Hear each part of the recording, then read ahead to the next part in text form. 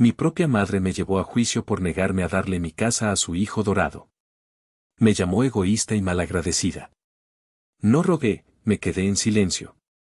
Hasta que le di al juez un archivo que la hizo suplicar.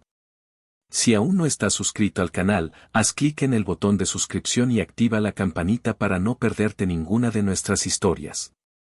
Tu apoyo significa todo para nosotros.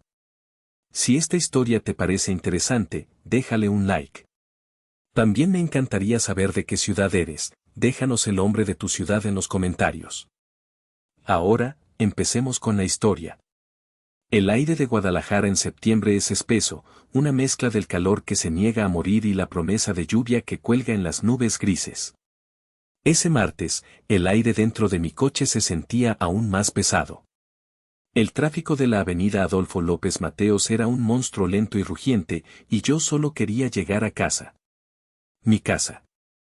Esas dos palabras todavía se sentían como un lujo, un secreto delicioso que me repetía a mí misma. Soy Soledad, tengo 30 años y soy ingeniera en diseño de interiores. Y después de 6 años de trabajar en un despacho de lunes a viernes y aceptar proyectos independientes cada fin de semana que tuve libre, finalmente lo había logrado. Hacía 4 meses, había firmado las escrituras de una pequeña casa en la colonia Chapalita.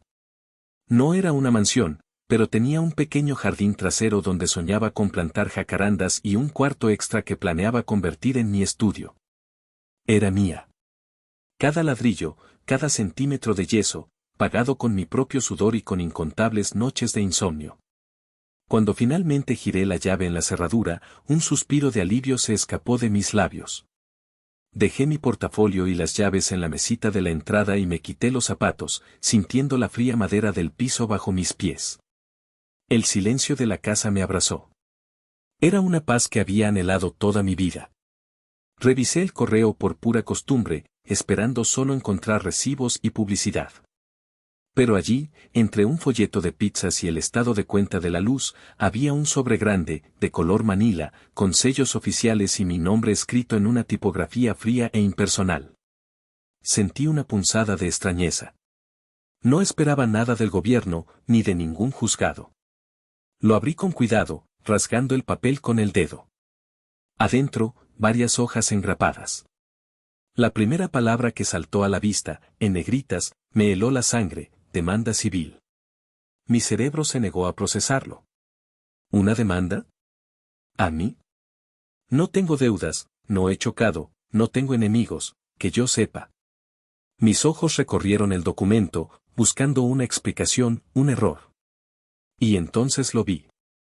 En la sección de demandantes, 2 nombres que conocía mejor que el mío propio: Marta Rodríguez de Damián y Damián Ortiz Mendoza. Mis padres. Un frío glacial me recorrió la espalda, más intenso que cualquier tormenta de invierno. No podía ser. Debía ser un error catastrófico, una broma de muy mal gusto. Seguí leyendo, mis manos comenzaban a temblar. El texto estaba lleno de un lenguaje legal que apenas podía descifrar, pero el núcleo de la petición era brutalmente claro. Solicitaban al juez la ejecución de un acuerdo verbal de vivienda familiar. Exigían que yo cediera la propiedad de mi casa, la casa que estaba pisando en ese mismo instante, a mi hermano menor, Ramiro. El papel se arrugó en mi puño. Las palabras bailaban frente a mí, perdiendo todo sentido.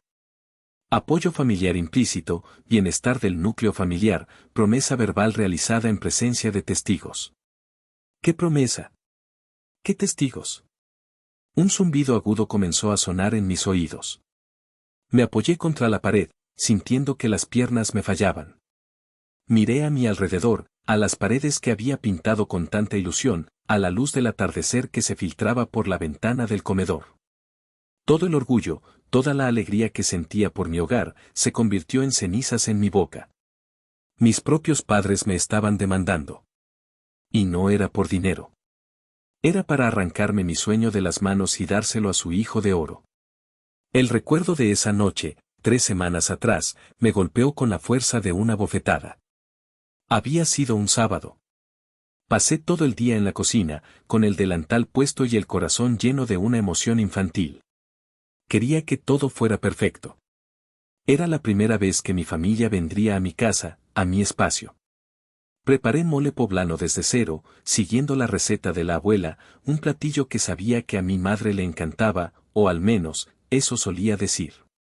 El aroma a chiles y chocolate llenaba cada rincón de la casa, un aroma que para mí siempre había significado hogar, celebración. Puse la mesa con la vajilla nueva que había comprado a meses sin intereses, coloqué velas y hasta hice un agua de horchata casera. Estaba nerviosa, pero feliz. Quería que vieran lo que había logrado. Que vieran que la hija silenciosa, la que nunca pedía nada, la que siempre se las arreglaba sola, finalmente tenía algo propio, algo hermoso. Quizás, una parte tonta de mí pensó, esta casa finalmente me haría visible a sus ojos. Mi padre, Damián, fue el primero en llegar, puntual como siempre. Me dio un abrazo rápido y torpe. Felicidades, mija. Está bonita tu casa, dijo, mirando alrededor con una expresión neutral que no revelaba nada. Gracias, pa. Pasa, por favor, siéntete en tu casa. Pero mi madre, Marta, y mi hermano, Ramiro, llegaron casi una hora tarde. Cuando sonó el timbre y abrí la puerta, mi sonrisa se tensó. Mi madre entró sin siquiera mirarme a los ojos, su vista fija en las paredes de la sala. Este color es un poco triste, ¿no crees, Soledad? Fue lo primero que dijo. Su voz, siempre tan melódica, llevaba un filo que yo conocía demasiado bien. Es gris perla, mamá. Está de moda. A mí me parece elegante. Fue toda su respuesta. Ramiro, de 26 años, entró detrás de ella, pegado a la pantalla de su celular. Me dio un beso en la mejilla sin despegar los ojos del aparato. ¿Qué onda, hermana? ¿Hay wifi? Preguntó, mientras ya tecleaba buscando la red. La cena fue una obra de teatro del absurdo. Serví el mole con un orgullo que se fue desvaneciendo con cada bocado. Mi padre comía en silencio, asintiendo de vez en cuando. Mi madre apenas probó el platillo. Está un poco dulce, ¿no le pusiste suficiente chile pasilla? Comentó, apartando el plato. Sentí cómo se me encogía el estómago. Ramiro devoró su porción mientras nos contaba, con la boca llena, su más reciente y brillante idea de negocio. Después de que su último emprendimiento, una tienda de vapeadores en línea, fracasara espectacularmente, dejando a mi madre con una deuda de tarjeta de crédito que yo sabía que ella estaba pagando a escondidas. Ahora estaba convencido de que se haría millonario con las criptomonedas. Es el futuro, ma. Solo necesito una inversión inicial para comprar el equipo de minado. En 6 meses, les juro que les devuelvo el doble. Mi madre lo miraba con una devoción ciega, una admiración que yo jamás había recibido por mis logros reales y tangibles. Claro que sí, mi amor. Tu hermana y tu padre te apoyaremos en todo, dijo, y luego sus ojos se posaron en mí. ¿Verdad, Soledad? Yo solo sonreí débilmente. Fue entonces cuando mi madre lanzó la primera piedra. Hablando de apoyo, dijo, dejando la servilleta sobre la mesa. Tu hermano necesita un lugar estable para concentrarse. Sin distracciones. Ya ves, esta casa tiene 3 recámaras. Es demasiado grande para ti sola. Sentí un escalofrío. ¿A qué te refieres, mamá? Bueno, que Ramiro podría mudarse a una de las habitaciones de huéspedes. Así podría enfocarse en su proyecto y tú no estarías tan sola. Miré a Ramiro. Él levantó la vista de su teléfono por primera vez en toda la noche y me sonrió con esa suficiencia que yo tanto detestaba. Sí, estaría chido. Así me ahorras la renta y me puedes hacer de comer, ¿no, hermanita? Bromeó, pero no había humor en sus ojos. Mi padre carraspeó, incómodo. Marta, creo que Soledad acaba de mudarse. Hay que darle su espacio. Ay, Damián, por favor. Lo cortó mi madre. ¿Qué tanto espacio necesita una mujer sola? Es su familia. La familia se apoya. La conversación murió ahí, pero la idea quedó flotando en el aire, venenosa y pesada. Yo no dije nada. Me tragué el nudo en la garganta junto con el mole que de repente me sabía a tierra. Recogí los platos en silencio, deseando que la noche terminara, sin saber que aquello no era el final, sino el prólogo de mi peor pesadilla. Con la demanda en mi mano temblorosa, la cena de aquella noche se sentía ahora como una advertencia que fui demasiado tonta para entender. Sentada en el borde de mi sofá nuevo, el papel legal se sentía como un ladrillo en mi regazo. Mi mente, en un intento desesperado por encontrarle sentido al presente, huyó hacia el pasado. Se abrió una puerta en mi memoria, una que siempre intentaba mantener cerrada, la de mi museo personal del dolor, una colección de agravios silenciosos y decepciones acumuladas. La primera pieza de la exhibición apareció nítida en mi mente, mis 15 años.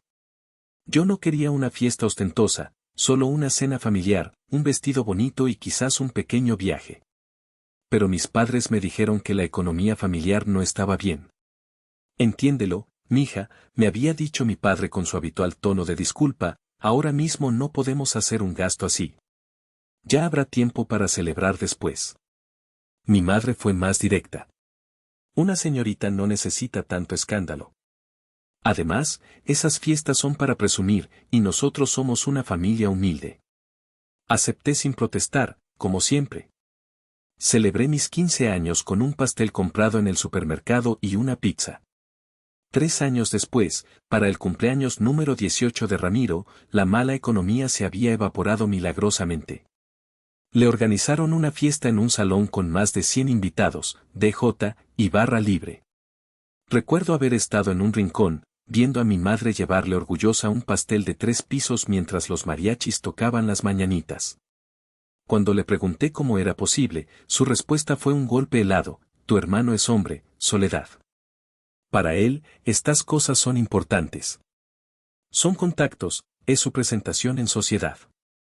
La segunda exhibición era metálica y olía a nuevo, el primer coche.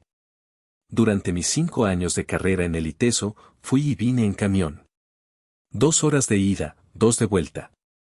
Lluvia, solo tráfico, ahí estaba yo, con mi mochila llena de libros y planos.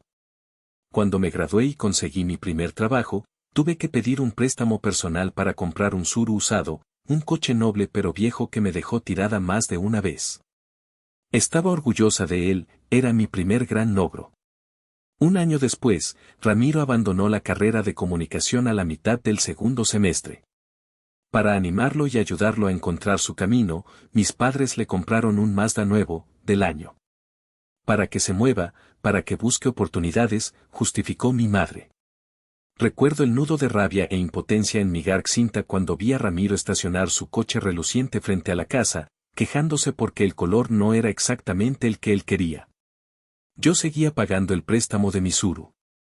Y entonces, la tercera y más dolorosa pieza de mi museo.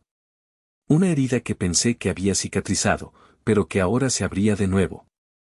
Mi abuelo materno, un hombre recio pero de corazón noble, siempre vio algo en mí. Quizás mi terquedad, mi independencia. Un mes antes de morir, me metió en el bolsillo un cheque de 50,000 pesos. Para el enganche de tu casita, mija, me susurró, que nadie te diga que no puedes.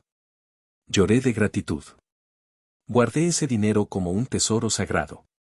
Cuando finalmente encontré esta casa y empecé los trámites, me faltaba una pequeña cantidad para los gastos de escrituración. Con el corazón en la mano, le pedí ayuda a mi madre, pensando que podría prestarme y yo se lo devolvería con mi primer aguinaldo en la casa nueva. Su respuesta me desarmó. Ay, mija, es que ahora mismo no tenemos nada. Todo se fue en pagar las deudas de la tarjeta de tu hermano. Tú sabes cómo es de impulsivo, pero tiene buenas ideas. El dinero de mi abuelo, el que me dio con tanto cariño, se había esfumado para financiar el último capricho de Ramiro.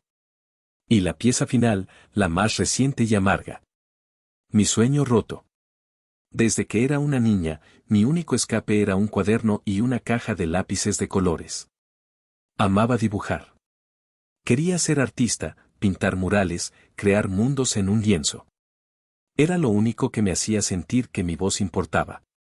Pero cada vez que le mostraba un dibujo a mi madre, ella suspiraba. Muy bonito, Soledad, pero de eso no se come. Deja de soñar, mijita. El arte no te dará de comer.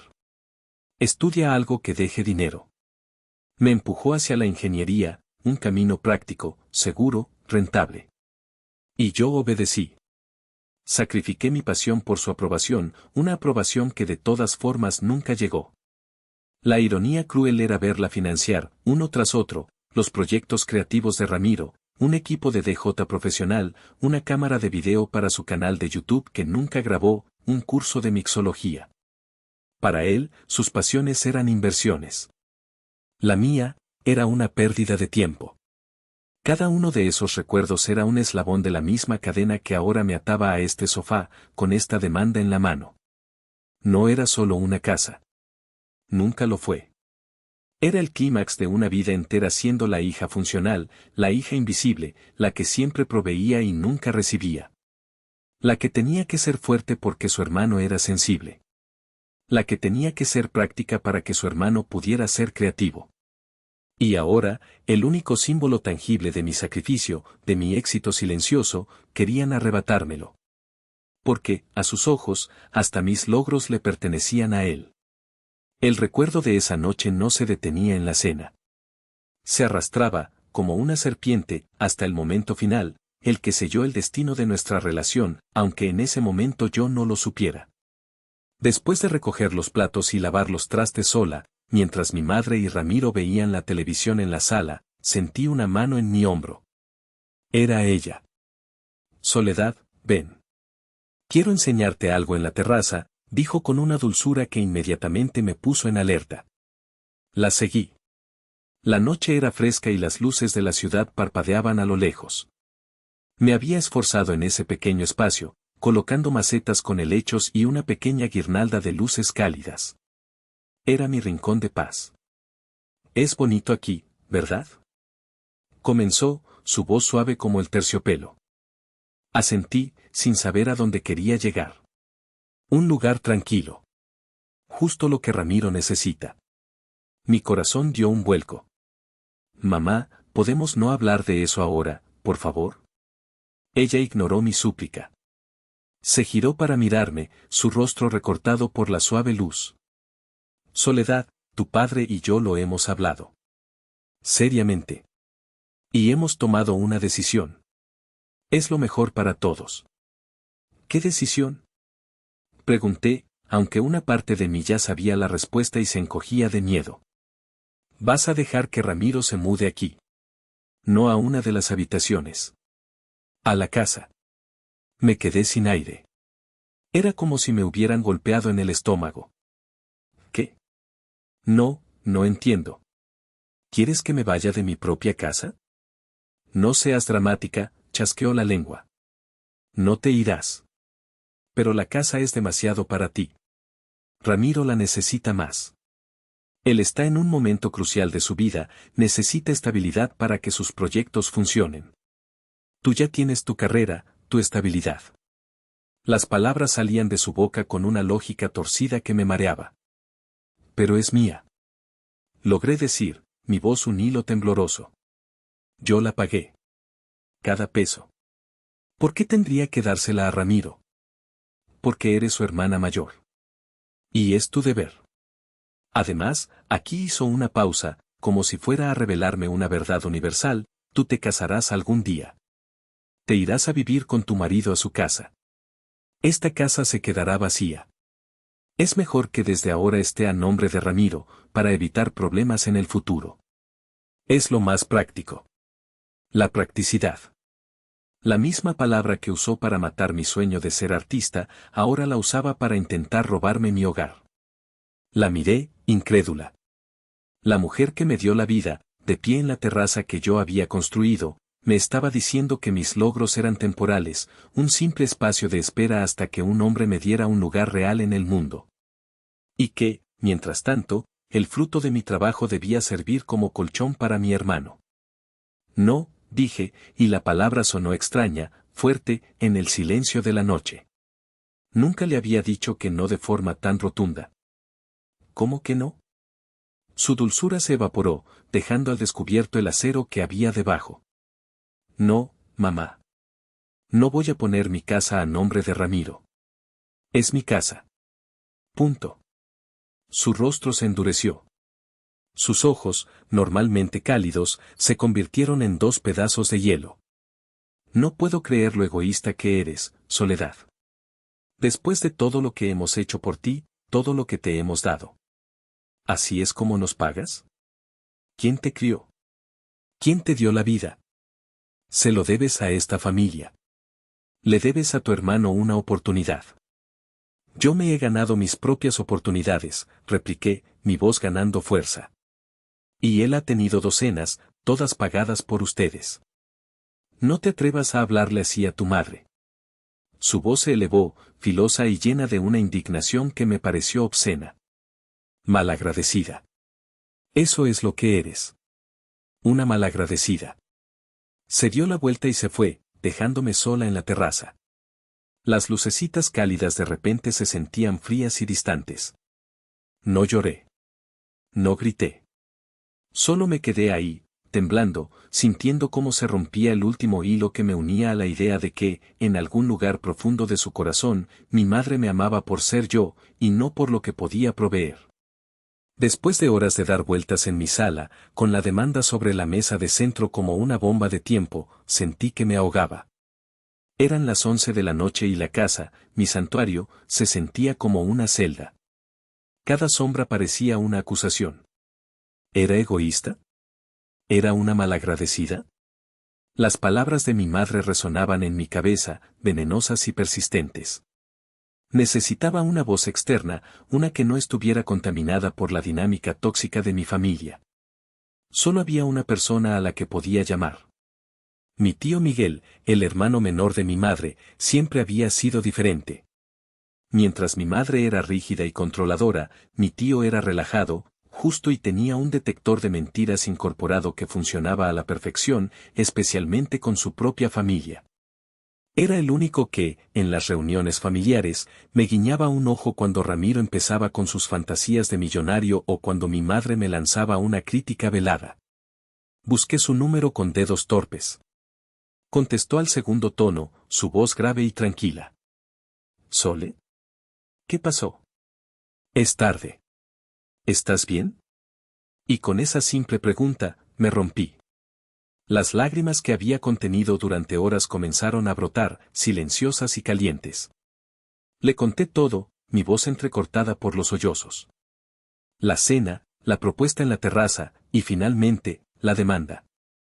El sobre, los nombres de mis padres, la petición de entregar mi casa. Hubo un largo silencio al otro lado de la línea. No fue un silencio incómodo, sino uno pesado, cargado de una ira contenida. Lo sabía, dijo finalmente, y su voz había perdido toda su calma. Ahora era dura como una piedra. Sabía que tu madre era capaz de muchas cosas, pero esto cruza una línea que no tiene retorno. Tío, ¿qué hago? Sollocé.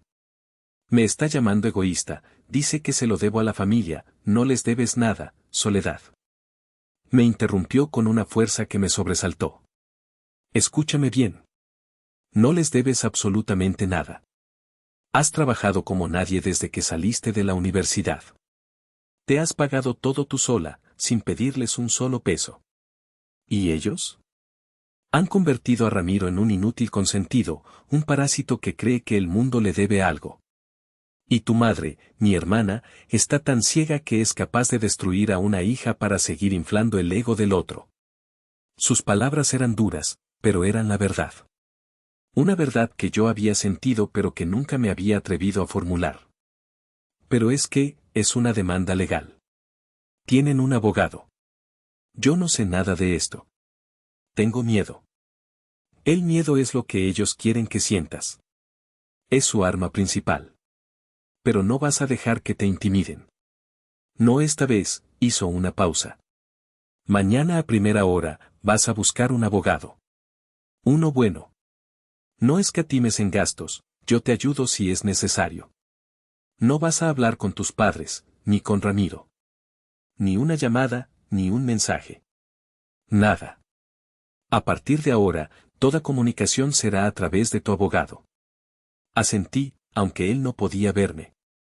Me sentía un poco más fuerte, como si su voz me hubiera puesto una armadura. Sole, dijo de repente, su tono más suave. ¿Hay algo más? Cuando tu abuelo estaba en el hospital, tuvimos una conversación.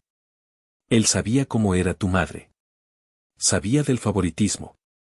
Y tomó ciertas precauciones. ¿Precauciones? ¿De qué hablas, tío? No puedo decirte más por teléfono. Pero hay una persona que quizás pueda ayudarte. El licenciado Benítez, el viejo abogado de mi padre. Era su mejor amigo. Hace años que se retiró, pero sé dónde vive. Búscalo. Dile que vas de mi parte y cuéntale todo. Él sabrá qué hacer. La llamada con mi tío fue como un ancla en medio de la tormenta. No estaba loca. No estaba exagerando. La injusticia era real, tan real como la demanda que tenía frente a mí. Colgué el teléfono y por primera vez en horas, respiré profundo. Las lágrimas se habían secado. En su lugar, una nueva sensación, fría y afilada, comenzaba a crecer en mi pecho. Ya no era miedo. Era determinación. No iban a quitarme mi casa. No iban a quitarme mi paz. La guerra había comenzado, y yo, la hija silenciosa, finalmente iba a levantar la voz. La noche después de hablar con mi tío Miguel fue un punto de inflexión. Dormí apenas 3 horas, pero cuando el sol comenzó a filtrarse por mi ventana, no me sentí cansada. Me sentí despierta. Despierta de un largo letargo de 30 años. La tristeza y el pánico de la noche anterior se habían disipado, reemplazados por una claridad mental tan intensa que era casi dolorosa. El velo de la obligación familiar, del deber ser, se había desgarrado por completo. Me levanté de la cama y, en lugar de prepararme para ir al trabajo, fui directamente a mi pequeño estudio, la habitación que aún no había amueblado. Abrí la caja donde guardaba todos mis documentos importantes. Durante años, había sido meticulosa, casi obsesiva, con mis papeles.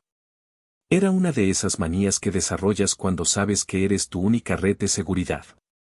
Saqué todo, la escritura de la casa, el contrato de la hipoteca, los comprobantes del pago del enganche, cada uno de los recibos de las transferencias mensuales al banco. Los extendí sobre el suelo de madera, creando un mosaico de mi independencia financiera. Luego, encendí mi laptop. Comencé a buscar en mis correos antiguos, en mis conversaciones de WhatsApp, cualquier cosa que pudiera servir. Y las pruebas estaban ahí, gritando en silencio. Encontré el correo donde mi madre me respondía fríamente cuando le pedí el préstamo para los gastos de escrituración. Imposible, Soledad. Todo el dinero se fue en la deuda de tu hermano. Deberías haber ahorrado más. Imprimí el correo. Encontré los mensajes de WhatsApp donde mi padre me pedía dinero prestado para pagar la tenencia de su coche, un préstamo que nunca me devolvió. Imprimí las capturas de pantalla. Encontré el estado de cuenta de mi tarjeta donde aparecía el pago de los boletos de avión para las vacaciones familiares en Cancún, a las que me insistieron que los invitara porque yo ganaba bien. Mientras Ramiro presumía de su viaje en redes sociales como si lo hubiera pagado él. Imprimí el estado de cuenta. Cada papel que salía de la impresora era una confirmación. No era una hija egoísta. Era una fuente de recursos. Mi amor y mi sentido de la responsabilidad habían sido confundidos con una obligación financiera ilimitada. Y mi silencio, mi costumbre de no quejarme para evitar conflictos, lo habían interpretado como estupidez. La ira que sentía no era caliente ni explosiva. Era fría, metódica. Como si mi cerebro de ingeniera finalmente se hubiera apoderado de mis emociones. Estaba analizando un problema estructural, y la estructura era mi propia familia. La base estaba podrida. Decidí que no me quedaría sentada esperando a que un abogado me defendiera. Tenía que entender la estrategia de mi madre. ¿Por qué estaba tan segura de que podía ganar un caso tan absurdo? La demanda mencionaba una promesa verbal en presencia de testigos. Era una mentira, pero ¿cómo planeaban sostenerla? ¿Harían que mi padre mintiera bajo juramento? ¿Algún otro pariente? Fue entonces cuando recordé un detalle de la cena de inauguración. Mientras yo estaba en la cocina, escuché a mi madre hablar por teléfono en la terraza. Su voz era baja, casi un susurro. No le di importancia en ese momento, pensé que hablaba con alguna de sus amigas. Pero ahora, la memoria de esa llamada secreta me pareció sospechosa. Mi plan comenzó a tomar forma. No iba a ser la víctima en esta historia. Iba a ser la investigadora. Iba a desmantelar su mentira, pieza por pieza, antes de que llegara a un tribunal. Llamé a mi jefe, le dije que tenía una emergencia familiar grave y que necesitaba tomarme unos días. Él, afortunadamente, fue comprensivo. Luego, hice la segunda llamada, esta vez a un abogado que mi tío me había recomendado, especializado en derecho inmobiliario y familiar. Le expliqué la situación de forma concisa y profesional. Necesito que presente una contrademanda por intento de fraude y acoso judicial, le dije, sorprendiéndome a mí misma por mi propia firmeza.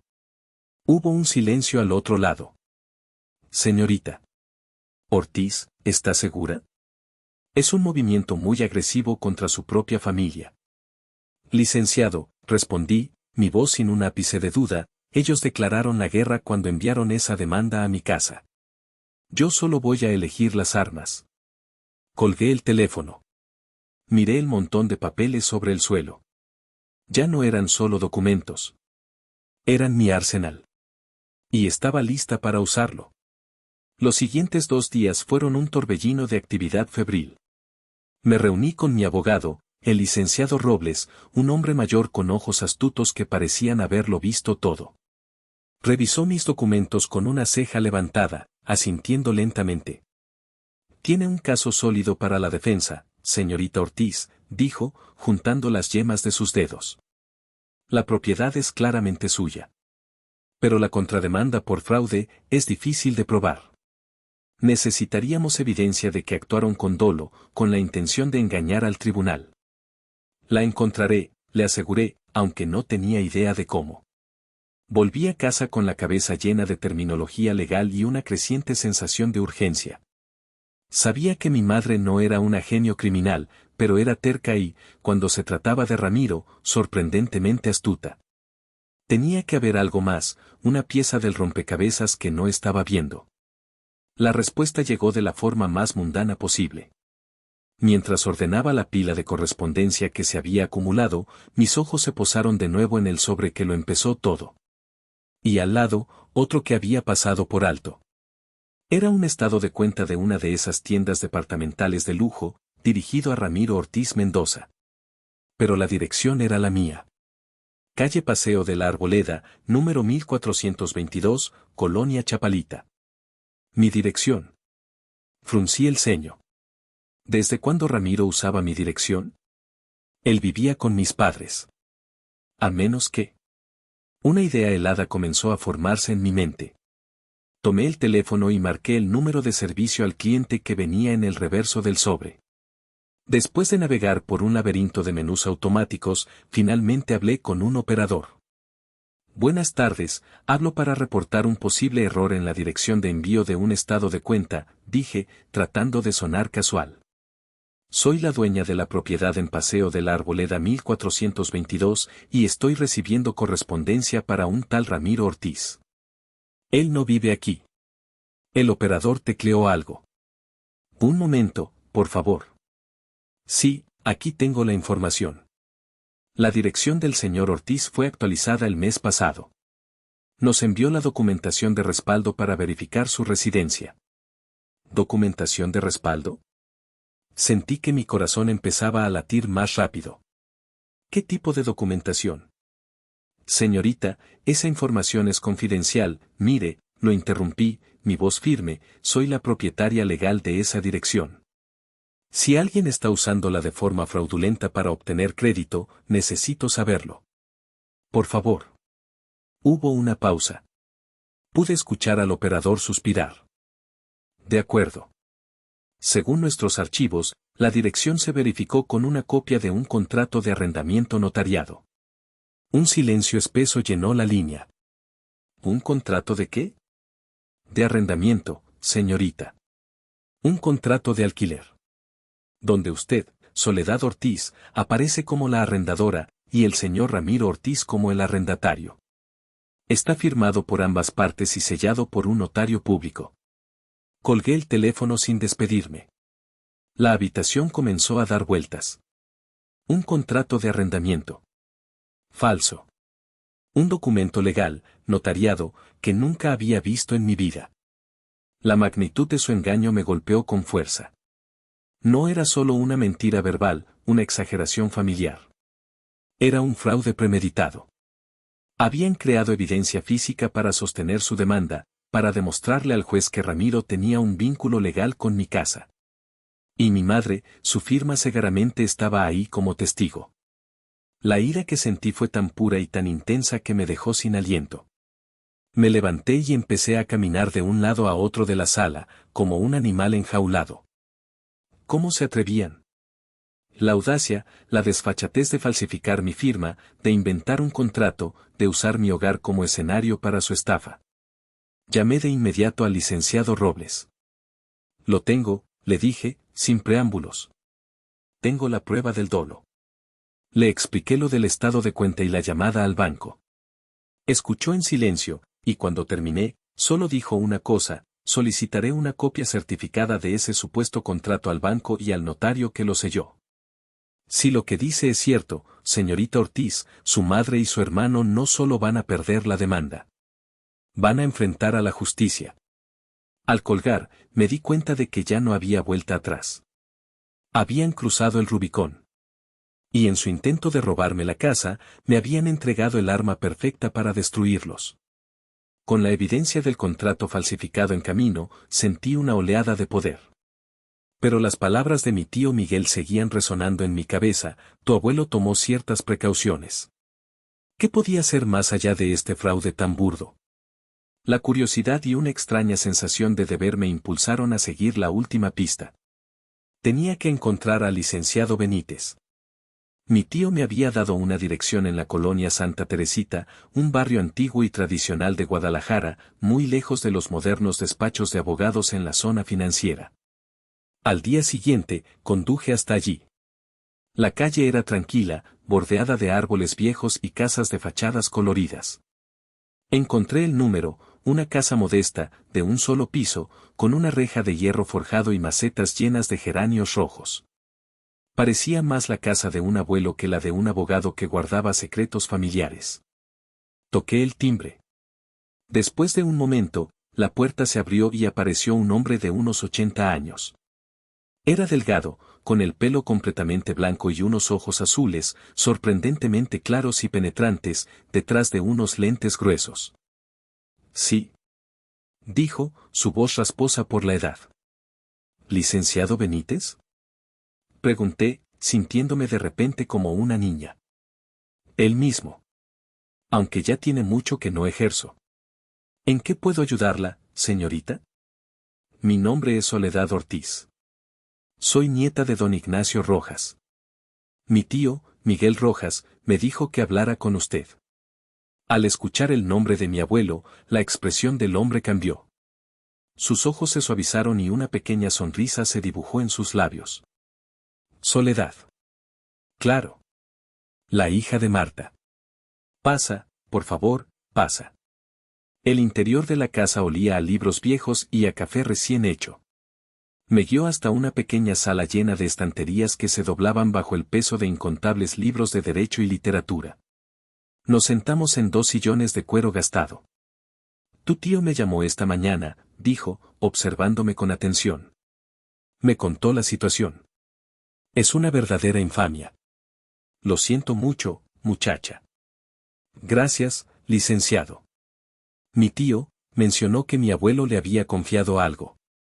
Dijo que usted sabría qué hacer. El licenciado Benítez suspiró, un sonido largo y pesado, como si cargara con el peso de muchos años y muchos secretos. Tu abuelo era mi mejor amigo. Y era un hombre muy sabio. Él quería a sus 2 hijos, a tu madre y a Miguel, pero no era ciego. Sabía que Marta tenía una debilidad. Una ambición que a veces le nublaba el juicio, especialmente cuando se trataba de tu hermano. Se levantó con lentitud y caminó hacia un pesado escritorio de madera en un rincón de la sala. Sacó una pequeña llave de su bolsillo y abrió el cajón inferior.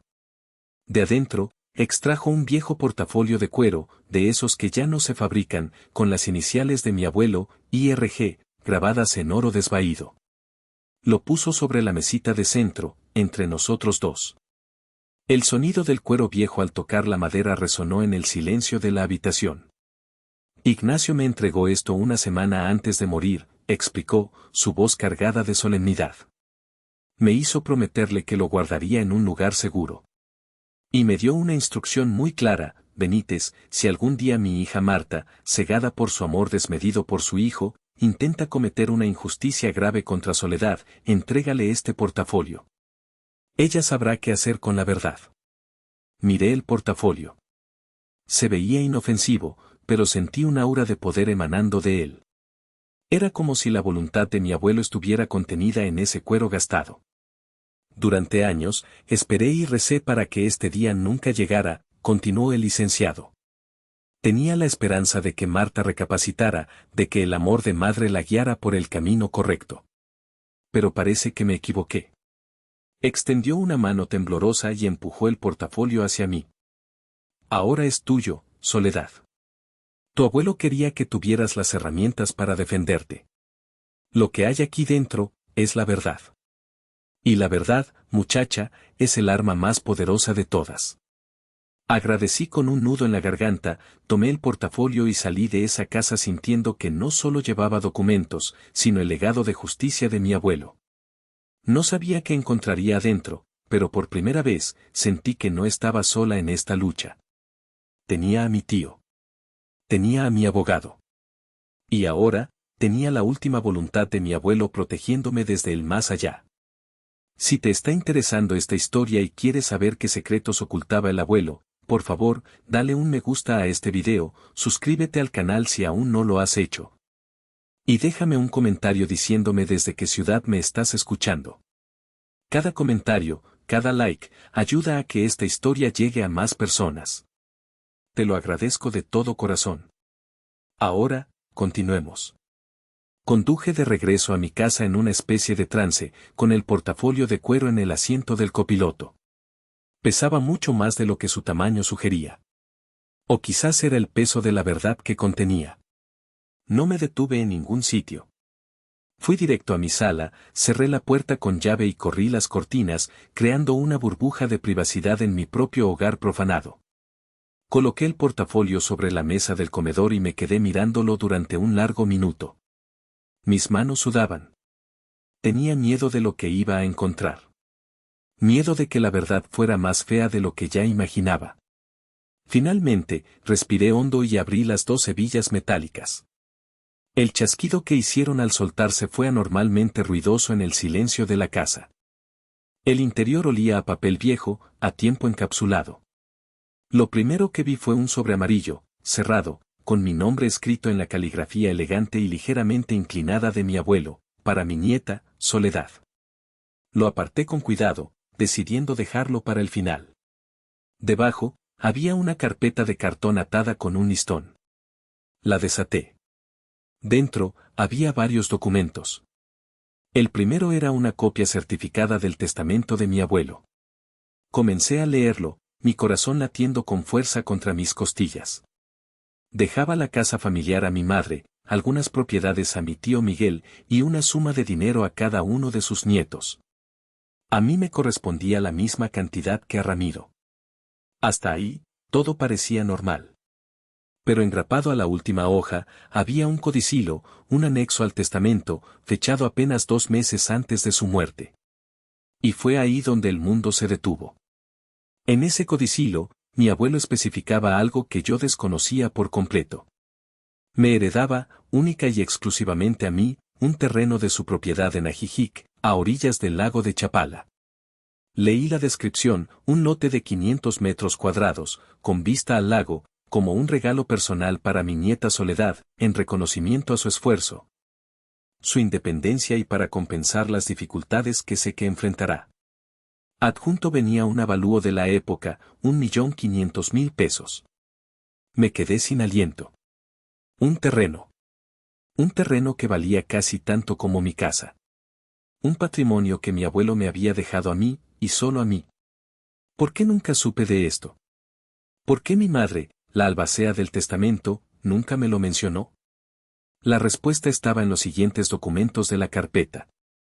Eran copias de las escrituras de ese mismo terreno. Y una copia del contrato de compra-venta. Mi madre, usando su poder como albacea, había vendido el terreno 6 meses después de la muerte de mi abuelo. El comprador era una empresa desarrolladora. El precio de venta, 1.800.000 pesos. Hojeé los siguientes papeles. Eran estados de cuenta bancarios de una cuenta que mi madre había abierto específicamente para esa transacción. Y ahí estaba el rastro del dinero, claro como el agua. Una transferencia de 300.000 pesos a la cuenta de Ramiro, con el concepto, inversión inicial negocio DJ. Otra de 200.000 para liquidar la deuda de un coche que Ramiro había chocado. Múltiples retiros en efectivo. Pagos de tarjetas de crédito a nombre de Ramiro. Un pago de un viaje a Europa para 2 personas, Marta y Ramiro. La bilis me subió por la garganta. No fue un error. No fue un olvido. Mi madre había ocultado activamente mi herencia. Había vendido mi terreno y había usado hasta el último centavo para financiar la vida de lujos y fracasos de mi hermano. El dinero que mi abuelo me dejó para asegurar mi futuro, se lo habían gastado en caprichos. La mala economía de la que siempre se quejaban era una farsa. No es que no tuvieran dinero, es que mi dinero lo estaban usando para ellos. Esto era mucho más grande que una casa. Era un robo. Una traición a la memoria de mi abuelo y una estafa calculada durante años. El contrato falso de arrendamiento era un juego de niños comparado con esto. Finalmente, con manos temblorosas, abrí el sobre que mi abuelo me había dejado. La carta era corta, pero cada palabra era un bálsamo y una daga al mismo tiempo. Mi querida Soledad, comenzaba. Si estás leyendo esto, significa que mi peor temor se ha hecho realidad y la avaricia ha cegado a tu madre. Te pido perdón por no haber sido más fuerte en vida para protegerte de esto. Siempre admiré tu espíritu silencioso pero indomable.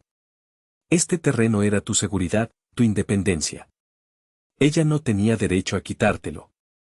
He dejado todos los documentos originales con mi amigo Benítez para que tengas pruebas irrefutables. Usa esta verdad para defenderte. No dejes que nadie te quite lo que por derecho y esfuerzo te mereces. No estás sola. Con todo el amor de tu abuelo, Ignacio. Lloré. Lloré por mi abuelo, por su amor y su clarividencia. Lloré por la niña que fui, que siempre buscó la aprobación de su madre. Y lloré de rabia, una rabia pura y cristalina. Ya no había dudas. Ya no había lealtades familiares que proteger. Mi madre no solo quería mi casa. Había robado mi pasado y había intentado hipotecar mi futuro. Y ahora, con la verdad en mis manos, yo iba a reclamarlo todo. El día del juicio llegó envuelto en un cielo gris y plomizo, un reflejo perfecto de mi estado de ánimo.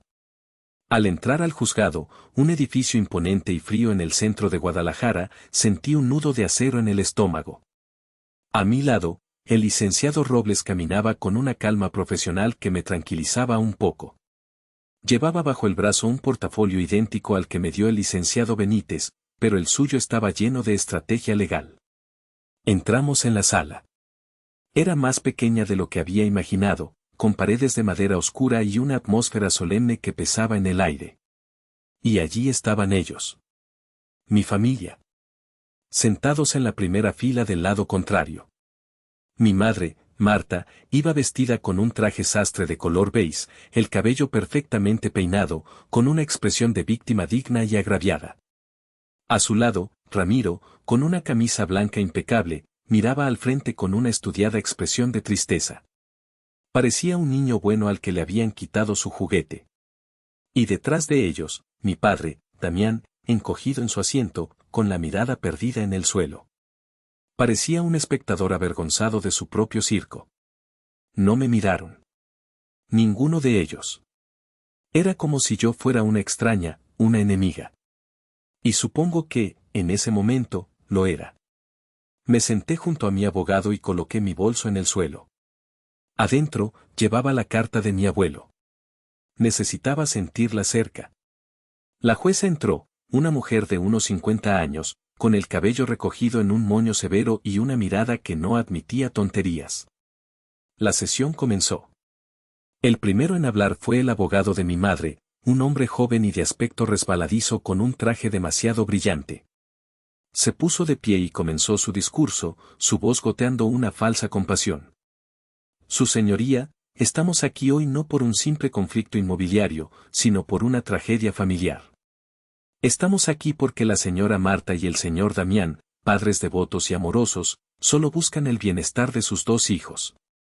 Mi cliente, el joven Ramiro Ortiz, un emprendedor con un futuro brillante, se encuentra en una situación de vulnerabilidad.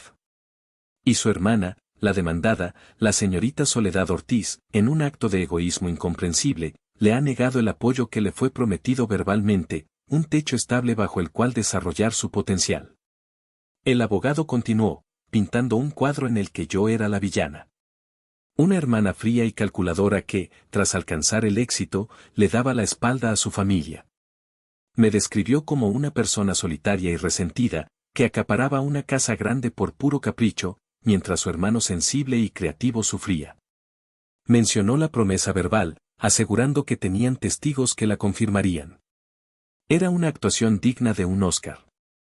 Vi de reojo como mi madre se secaba una lágrima inexistente con un pañuelo.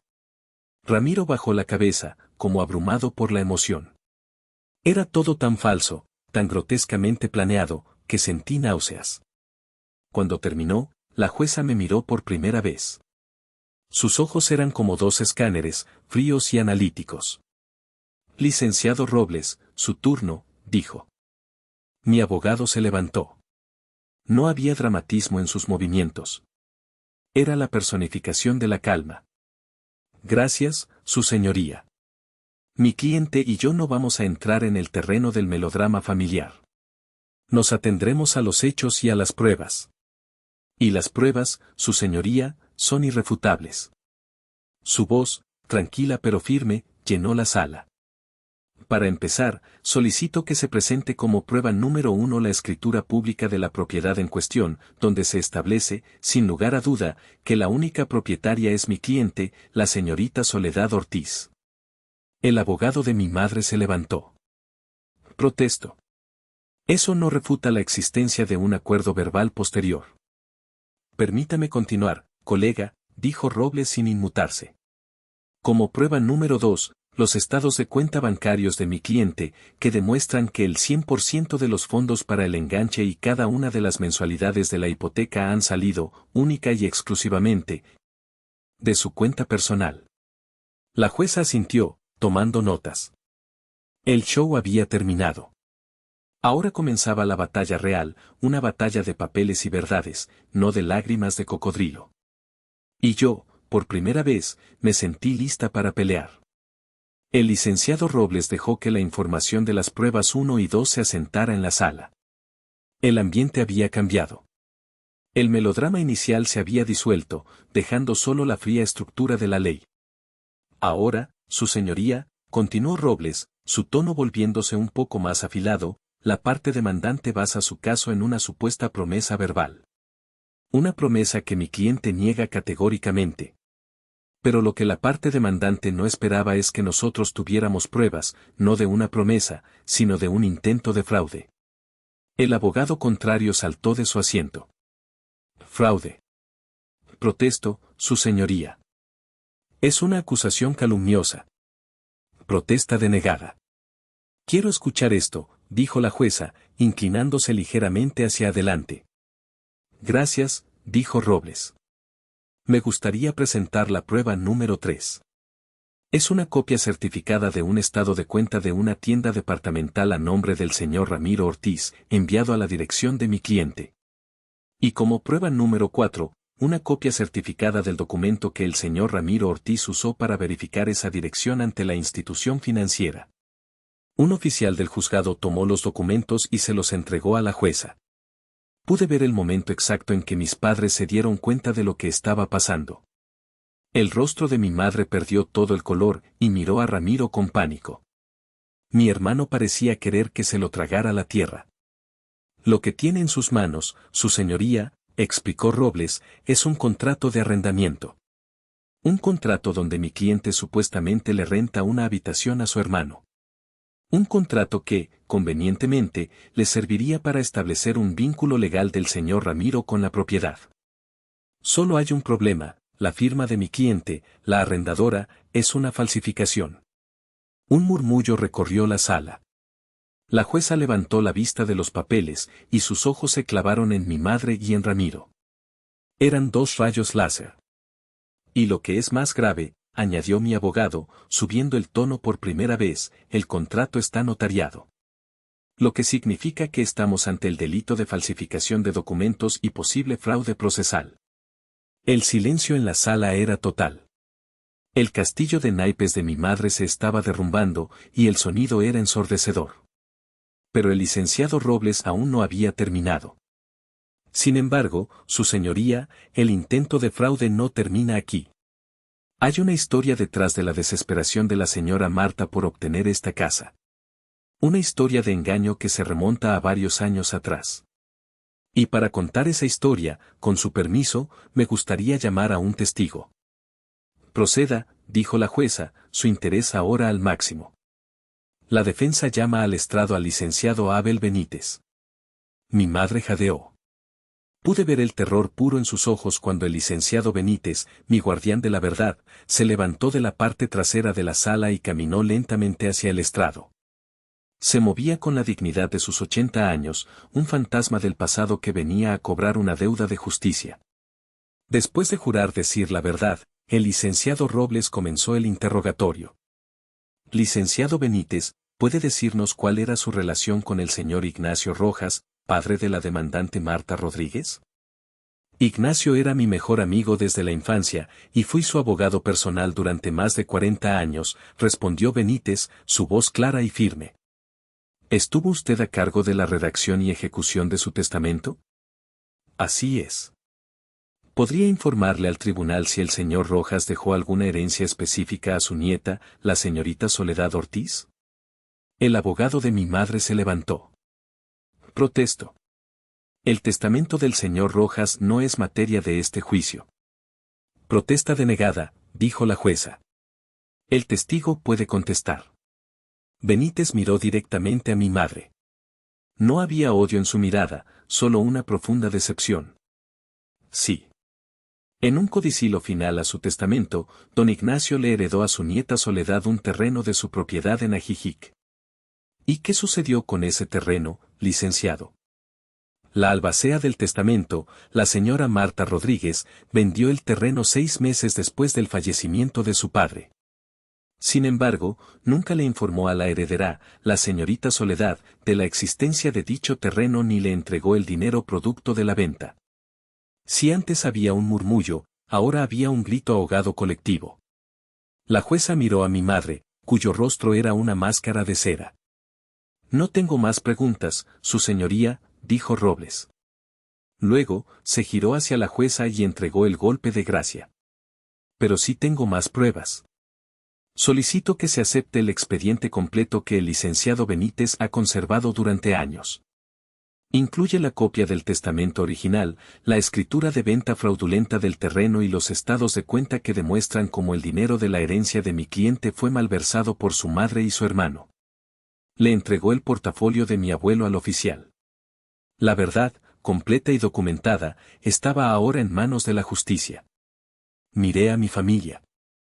Mi padre lloraba en silencio, cubriéndose el rostro con las manos. Ramiro temblaba incontrolablemente. Y mi madre me miraba a mí. Por primera vez, en sus ojos no había arrogancia ni lástima. Solo había la cruda y desnuda realización de que había perdido. Había perdido todo. Y lo había hecho ella sola. La jueza recibió el portafolio de cuero. Lo abrió sobre su estrado con una solemnidad casi quirúrgica.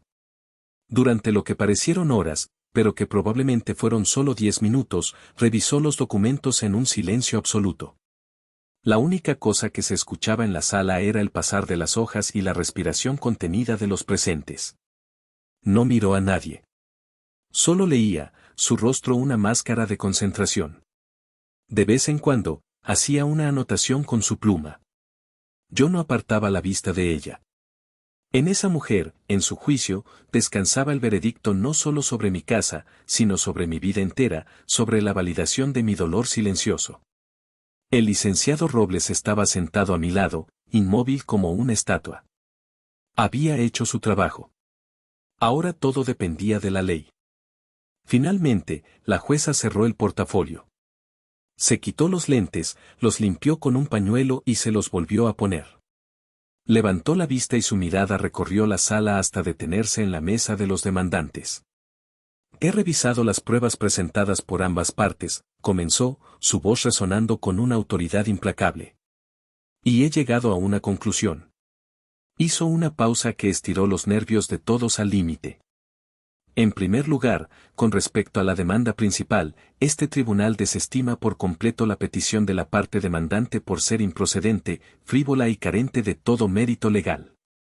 La propiedad ubicada en Paseo de la Arboleda 1422 pertenece, única y exclusivamente, a la demandada, la señorita Soledad Ortiz.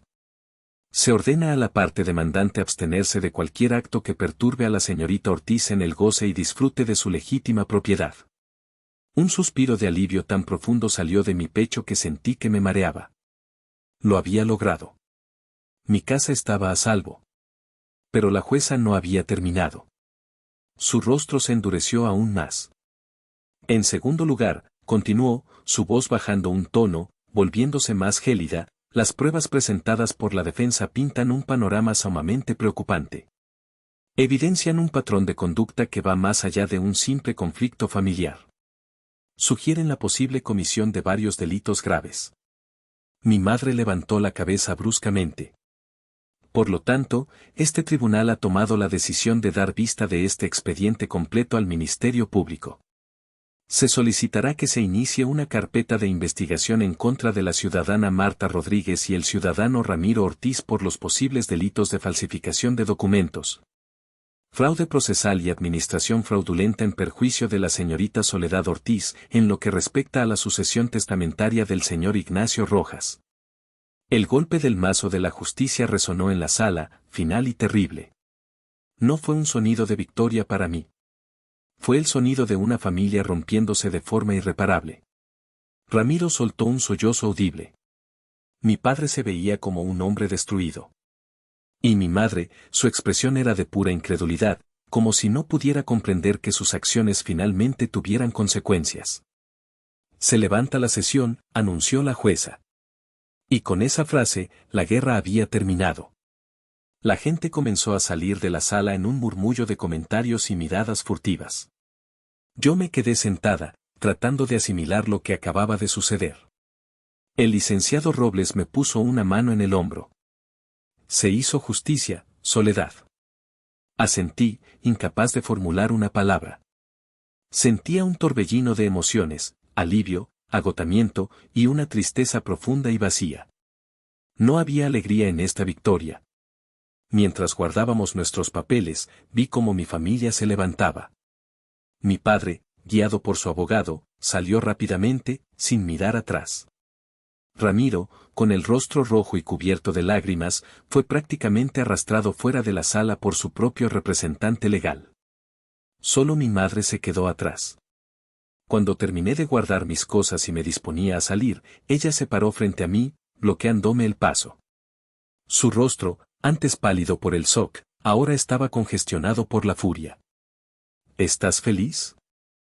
Siseó, su voz un veneno concentrado. ¿Lograste lo que querías? ¿Destruir a tu propia familia? La miré. Por primera vez en mi vida, la miré sin miedo, sin necesidad de su aprobación, sin un ápice de la vieja culpa que siempre me había atormentado. Vi a una mujer consumida por su propio egoísmo, incapaz de reconocer el daño que había causado. Yo no destruí nada, mamá, respondí, mi voz tranquila, pero firme como el acero. Lo que se destruyó hoy, lo construyeron ustedes durante 30 años. Con cada mentira, con cada injusticia, con cada vez que me hicieron sentir que yo valía menos. Le vas a causar un problema legal a tu hermano. Tu propio hermano. Gritó, atrayendo la atención de las pocas personas que quedaban en la sala. Él es un adulto. Y tú también. Sus acciones tienen consecuencias. Quizás ya es hora de que ambos lo aprendan. Pero somos tu familia, su voz se quebró, en un último y patético intento de manipulación. Yo soy tu madre. ¿Cómo pudiste hacerme esto? Me acerqué un paso más a ella, y hablé en un susurro que solo ella pudo oír. Tú me demandaste a mí primero. Tú llevaste nuestro apellido a un tribunal por una casa. Tú falsificaste mi firma. Tú me robaste la herencia de mi abuelo. No te preguntes cómo pude hacerte esto a ti. Pregúntate cómo pudiste hacérmelo tú a mí durante toda mi vida. Sus ojos se abrieron de par en par, como si la hubiera abofeteado. Por primera vez, se quedó sin palabras. Adiós, mamá, dije. La rodeé y caminé hacia la salida sin mirar atrás. Con cada paso que daba, sentía que me quitaba un peso de encima. El peso de la culpa, de la obligación, del amor no correspondido. Al cruzar el umbral de la puerta del juzgado y sentir el aire fresco en mi cara, supe que no solo había ganado un juicio. Había ganado mi libertad. Las 2 semanas que siguieron al juicio fueron extrañamente silenciosas. El mundo exterior seguía girando, pero mi mundo interior estaba en una calma chicha, como el mar después de un huracán. No hubo llamadas, ni mensajes, ni visitas inesperadas. El silencio de mi familia era más elocuente que cualquier grito. Fue mi tío Miguel quien me mantuvo al tanto. Me llamó un viernes por la noche. ¿Cómo estás, campeona? Me preguntó, su voz cálida como siempre. Estoy, bien, tío. Tranquila. Me imagino. Oye, te hablo rápido. Me enteré por un primo que Ramiro se fue. ¿Cómo que se fue? Sí. Hizo sus maletas y se fue de la ciudad. Nadie sabe a dónde. Supongo que el miedo no anda en burro y no quiso enfrentar la investigación del Ministerio Público. La noticia no me provocó nada. Ni alegría, ni tristeza. Solo un encogimiento de hombros mental. Era típico de Ramiro, huir de sus problemas en lugar de enfrentarlos. ¿Y mis padres? Pregunté, con una punzada de algo que no supe identificar. Tu madre está encerrada en su casa, no le contesta el teléfono a nadie. Llena de vergüenza y de coraje, supongo. ¿Y tu padre? Bueno, tu padre está destrozado. Sabe que fue cómplice con su silencio. Colgué la llamada y me quedé mirando la pared. La familia que conocía ya no existía. Se había desintegrado. Unos días después, recibí un mensaje de texto de un número desconocido. Era corto, solo 3 palabras. Perdóname, hija. Era mi padre. Miré el mensaje durante un largo rato. No había excusas, no había justificaciones. Solo un ruego simple y tardío. Una parte de mí quiso responder, quizás por la costumbre de ser la hija buena. Pero otra parte, la que había nacido en esa sala de tribunal, sabía que el perdón no era algo que pudiera dar tan fácilmente. No respondí. Simplemente borré el mensaje. No por odio, sino por autopreservación. Algunas heridas son demasiado profundas para sanar con un simple mensaje de texto. Un sábado por la mañana, me desperté sintiendo el sol en la cara. Me levanté y caminé por mi casa. El silencio ya no era opresivo. Era pacífico. Llegué a la puerta de la habitación de huéspedes, la que mi madre, en su mente, ya le había asignado a Ramiro. La abrí. Era un cuarto vacío, lleno de luz y de posibilidades. Ese mismo día, fui a una tienda de pinturas y compré todo lo necesario. No elegí un color práctico o neutro. Elegí un tono lavanda, un color que siempre me había encantado, el color de la creatividad y la calma. Pasé todo el fin de semana pintando. Con cada brochazo, sentía que estaba limpiando el pasado. Estaba borrando las expectativas de mi madre, la sombra de mi hermano, la energía tóxica que habían intentado impregnar en mi hogar. Estaba reclamando mi espacio, física y espiritualmente. Cuando la última capa de pintura se secó, la habitación se sentía completamente diferente. Se sentía mía. Desempaqué un caballete y un juego de óleos que había comprado impulsivamente hacía años, pero que nunca me había atrevido a usar. Los coloqué junto a la ventana, donde la luz era perfecta. Abrí un lienzo en blanco. Tomé un pincel, lo unté en pintura azul y tracé la primera línea. Y por primera vez en más de 15 años, volví a pintar. Ya no para buscar la aprobación de nadie, sino porque era quien yo era. En esa habitación vacía, la ingeniera le estaba dando paso a la artista. Y me di cuenta de que no solo estaba pintando un cuadro. Estaba pintando mi nuevo futuro.